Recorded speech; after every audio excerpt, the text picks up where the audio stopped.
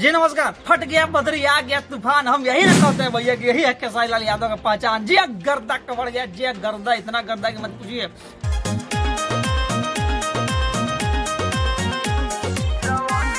9 घंटा में जो है पूरा भारत में खेसारी लाल यादव का झगड़ा 2.0 गाना जो हो क्या गाना है बवाल महाराज, ये जो है ट्रेंडिंग नंबर 1 में आ चुका है। जी हाँ, जैसा कि आप सब जानते हैं कि पाचे के नाचे पावर स्टार पवन सिंह जो है नावों में ट्रेंड कर रहे थे भैया बहुत समय तक, और म्यूजिक सेक्शन में भी ट्रेंड कर रहे थे। लेकिन जो है कल एक वीडियो आ गया, ठीक है, आउट ऑफ भोजपुरी, उस साला पवन सिंह गाना का धक्का मार दिया, ठीक है, धक्का मार दिया कोई बात नहीं। लेकिन जब दबंग स्टार KLY आया तब जो है जो आदमी पवन सिंह को धक्का मारा था खेसारी लाल यादव ने साला ऐसा फट मारा ना कि वो बेटा उड़ गया, ठीक है, उड़ गया। और खेसारी लाल यादव भैया बैठ गए कहाँ, म्यूजिक सेक्शन में, नाव पे ट्रेंडिंग में। जी हाँ बिल्कुल, जो है म्यूजिक सेक्शन में भैया 9 नंबर पे है अभी, और जो है नाव में नंबर 1 पे है।